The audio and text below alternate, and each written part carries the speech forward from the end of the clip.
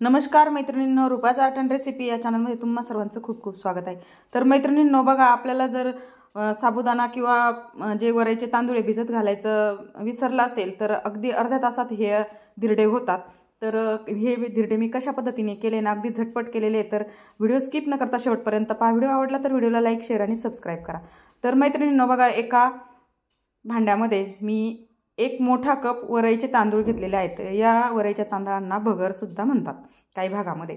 आणि पाव कप इथे मी साबुदाणा घेतलेला आहे। तर एक कप वरईच्या तांदळासाठी पाव कप साबुदाणा आणि पाव कप शेंगदाणे घ्यायचे आहेत आपल्याला। आणि हे ना 3 वेळा पाण्याने स्वच्छ धुवून घ्यायचं आहे। म्हणजे जर जी भगर असते किंवा वरईचे जे तांदूळ असतात त्याला केमिकलची पावडर वगैरे लावलेली असते, त्यासाठी 2-3 वेळा हे स्वच्छ धुवून घ्यायचे। आणि नंतर आपल्याला याच्यामध्ये पाणी घालून हे 15 मिनिटासाठी भिजत ठेवायचं आहे। फक्त 15 मिनिट भिजवायचे, अगदी अर्ध्या तासामध्ये हे धिरडे होतात। तर आता बघा, याच्यामध्ये पाणी घातले मी, 3 वेळा स्वच्छ धुवून घेतले आणि पाणी घालून 15 मिनिट आपल्याला हे रेस्टसाठी ठेवायचे। त्यानंतर एक बटाटा घेतलाय धुवून आणि त्याची साल आता मी इथे काढून घेत आहे। तर मैत्रिणींनो, याच्यामध्ये मी आता बटाटा घालणार आहे किसून। तर तुम्ही याच्यामध्ये लाल भोपळा घातला तरीही चालेल। म्हणजे जर तुमच्याकडे लाल भोपळा वगैरे उपवासाला खात असाल, जे नवरात्रीचे उपवास आहे त्याच्यासाठी, तर तुम्ही लाल भोपळा घातलात तरीही चालेल। तर आता इथे बघा, बटाटा माझा साल काढून झालेली आहे। त्यानंतर मी काय केले, त्या डिशमध्ये पाणी घालून घेतले आणि याच्यामध्ये आता बटाटा किसून घेणार आहे। तर एकदम अशा बारीक छिद्राच्या किसणीने मी बटाटा किसून घेते।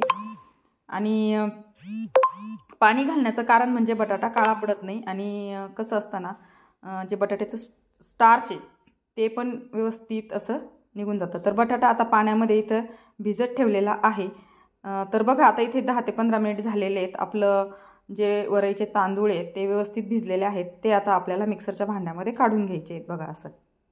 तर थोडंफार पाणी आलं ना त्यातलं तरी चालतंय बरं का, कारण वरतून पाणी घालायची मग गरज पडत नाही।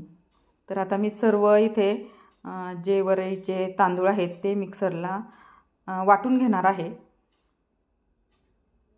तर बघा, मी आता सर्व वरईचे तांदूळ याच्यामध्ये घालून घेतलेत मिक्सरच्या भांड्यामध्ये। त्यानंतर आता मी काय करणार आहे, याला पल्स मोडवरती 1-2 वेळा थोडंसं फिरवून घेणार आहे, म्हणजे आपल्याला पाण्याचा अंदाज येईल। तर बघा, 1-2 वेळा मी फिरवून घेतले तर घट्टसर वाटते। तर त्यासोबतच इथे आता हिरव्या मिरच्या घातलेल्या आहेत 3। तुम्ही तुमच्या आवडीनुसार कमी जास्त करू शकता हिरव्या मिरच्या, म्हणजे जसं तुम्हाला तिखट लागते त्यानुसार। त्यानंतर 1 इंच आलं घातले, अर्धासा चमचा इथे जिरं घातले।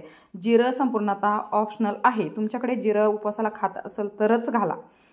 तर बघा, आता थोडंसं पाणी घालून मी या पद्धतीचं असं हे वरईचे तांदूळ वाटून घेतलेले आहेत। बघा, या पद्धतीचं असं हे बॅटर झालं पाहिजे आपल्याला, सरभरीत असं। तर आता हे बॅटर मी एका बाउलमध्ये काढून घेते।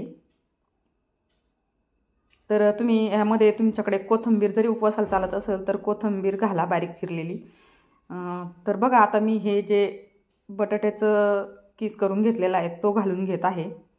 तर बघा, पाण्यात ठेवल्यामुळे अगदी पांढरा शुभ्र राहिलेला आहे बटाट्याचं किस। जर याच्यामध्ये पाणी नाही घातलं तर बटाटा काळं पडतं, त्यासाठी पाण्यामध्येच घालून ठेवायचं आहे। त्यानंतर चवीनुसार मीठ घालून घेते आणि हे आपल्याला आता व्यवस्थित असं मिक्स करून घ्यायचं आहे, व्यवस्थित फेटून घ्यायचं आहे। थोडंसं ते मिश्रण असं फ्लफी होईपर्यंत आपल्याला हे फेटून घ्यायचं आहे। 1-2 ते 3 मिनिट व्यवस्थित असं फेटून घ्यायचं आहे। तर बघा, इथं आता व्यवस्थित फेटून झाले, बटाटाही व्यवस्थित मिक्स झालेला आहे। त्यानंतर गॅसवरती मी पॅन ठेवलेला आहे।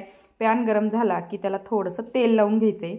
सुरुवातीला गॅस आपल्याला हाय फ्लेमचा ठेवायचा आहे, नंतर एकदम लो फ्लेमवरती आपल्याला हे धिरडं पसरवून घ्यायचं आहे। तर बघा, 2 पळ्या इथे मी बॅटर घालून घेतले आणि धिरडं पसरवून घेते। तर धिरडं आपल्याला थोडंसं जाडसरच पसरवून घ्यायचं आहे बघा, या पद्धतीने असं।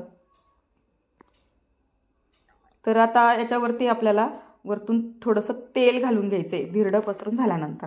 तर बघा, आता मी थोडंसं इथे तेल घालून घेते आणि गॅसची फ्लेम आपल्याला थोडीशी वाढवायची आणि वरतून सुकलं की मग आपल्याला हे उलटवून घ्यायचं आहे। तर बघा, आता वरतून सुकलेलं आहे। वरतून सुकलं की ते छान उलटला पण जातं, म्हणजे तुटत वगैरे नाही। तर बघा, किती सुंदर गोल्डन कलर आलेला आहे या धिरड्याला।